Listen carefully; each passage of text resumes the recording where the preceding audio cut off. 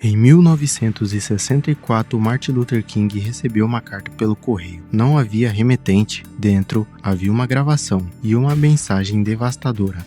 A carta dizia que ele era um ser humano perverso e falso, que o mundo todo saberia de seus segredos, que havia apenas uma saída digna para ele. E finalizava com uma frase que historiadores confirmaram depois: "Você sabe o que precisa fazer." Era uma carta de suicídio, enviada pelo FBI, pelo próprio governo dos Estados Unidos, para o homem que havia feito o discurso "Eu tenho um sonho", apenas alguns meses antes. Quem era Martin Luther King de verdade? Por que o país que ele queria salvar tentou destruí-lo? E como ele continuou de pé depois de tudo isso? Michael King Jr. nasceu em 15 de janeiro de 1929, em Atlanta, Geórgia. Sim, Michael. Seu nome original não era Martin Luther. Quando tinha 6 anos, o pai viajou para a Alemanha e voltou tão inspirado pela figura de Martinho Lutero, o reformador protestante, que mudou o próprio nome e o do filho. Michael virou Martin Luther King. Mas Atlanta em 1929 era uma cidade de apartheid disfarçado. As leis de Jim Crow separavam brancos e negros em tudo: bebedouros, banheiros, ônibus, escolas, restaurantes. King cresceu vendo isso todos os dias, não como algo distante, como parte da sua vida. Era filho e neto de pastores batistas. Cresceu numa família que misturava fé, oratória, indignação, moral como ingredientes naturais do cotidiano. Aos 15 anos, entrou para a faculdade. Aos 19, foi ordenado pastor. Aos 26, mudou a história dos Estados Unidos. 1º de dezembro de 1955. Montgomery, Alabama. Rosa Parks, costureira negra de 42 anos, recusa ceder seu lugar no ônibus para um passageiro branco. É presa na mesma hora. A comunidade negra de Montgomery entra em ebulição e Martin Luther King, o jovem pastor recém-chegado à cidade, é escolhido para liderar a resposta. Porque era novo, porque era articulado e porque ainda não tinha inimigo suficiente para ser destruído. O plano era simples. Nenhum negro pegaria ônibus em Montgomery. Parecia fácil. Durou 382 dias. 382 dias caminhando quilômetros no calor do Alabama. 382 dias com a polícia intimidando, prendendo, batendo. 382 dias com a casa de King sendo bombardeada. Literalmente, alguém jogou uma bomba na varanda da casa dele, enquanto sua esposa e filha estavam dentro. King chegou ao local, viu a multidão furiosa querendo vingança e pediu calma. Não façam nada com pânico. Se você tem uma arma, leve para casa. A multidão se dispersou, ninguém foi ferido. Em novembro de 1956, a Suprema Corte declarou inconstitucional a segregação nos ônibus. Primeira vitória. Não seria a última. Em setembro de 1958, King estava numa livraria em Harlem, Nova York, autografando seu primeiro livro. Uma mulher se aproximou e perguntou: "Você é Martin Luther King?" Quando ele disse que sim, ela enfiou um abridor de cartas no meio do peito dele. A lâmina ficou alojada tão perto da aorta que os médicos disseram que um espirro poderia ter matado King na hora. A cirurgia durou horas. Ele sobreviveu. Quando soube que um grupo de estudantes negros havia iniciado um protesto enquanto ele estava hospitalizado, King disse que ficou feliz, que o movimento não dependia dele para existir e que era exatamente assim que deveria ser.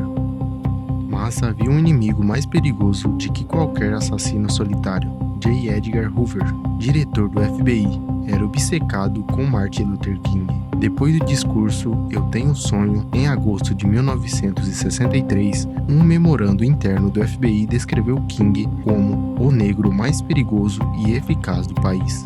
O FBI instalou grampos no telefone de King, microfone nos quartos de hotel onde ele ficava, agentes infiltrados nas organizações que ele liderava e tentou repetidamente levar histórias sobre sua vida pessoal para jornais. Em 1964, dias depois de King receber o Nobel da Paz, Hoover o chamou publicamente de o mentiroso mais notório do país. Então veio a carta, enviada anonimamente pelo FBI, com gravações da vida pessoal de King como ameaça e a sugestão clara de que ele deveria se suicidar antes que o escândalo viesse a público. Uma comissão do Senado americano confirmou, anos depois, que a carta havia sido enviada pelo FBI. King leu a carta, ficou em silêncio por um tempo e continuou.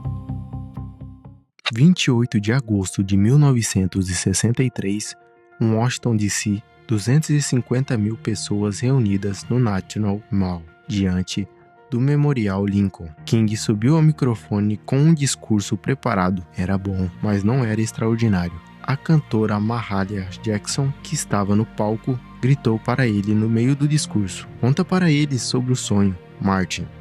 King largou o papel e improvisou um dos discursos mais importantes da história humana.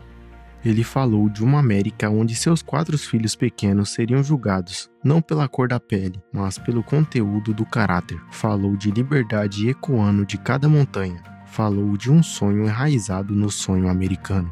250 mil pessoas choraram. O mundo inteiro assistiu. E no ano seguinte, o presidente Lyndon Johnson assinou a Lei dos Direitos Civis de 1964, que proibiu a segregação racial nos Estados Unidos. King tinha 35 anos quando recebeu o Nobel da Paz, o mais jovem da história até então. Nos últimos anos de vida, King estava exausto, internado várias vezes por esgotamento, o que muitos chamariam hoje de depressão, opondo-se à guerra do Vietnã, o que lhe custou aliados poderosos, lançando a campanha dos pobres, expandindo a luta para além da raça, para a classe, para a miséria, para a desigualdade econômica. Era um homem que via mais longe que a maioria e pagava o preço por isso. 4 de abril de 1968, Memphis, Tennessee. King estava na sacada do hotel Lorraine, conversando com amigos antes do jantar. Às 18h01, um tiro atravessou o ar. Martin Luther King morreu às 19h05 no hospital. Tinha 39 anos. Nos dias seguintes, mais de 100 cidades americanas pegaram fogo. O mundo inteiro parou. Depois de tudo isso, a bomba na varanda, a faca no peito, a carta do FBI, os grampos, as ameaças, a exaustão.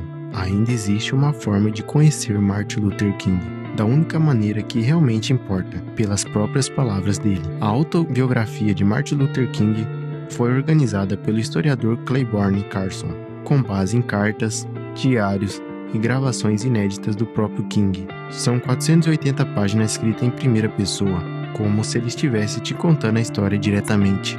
Não é um livro sobre King, é King falando com você. O link direto para a Amazon está na descrição abaixo. É a edição em português disponível agora. Um dos livros mais impactantes que você vai ler na vida. Martin Luther King não era um santo, era um homem, com medos, falhas, insônias e dúvidas, que mesmo assim escolheu todo dia continuar.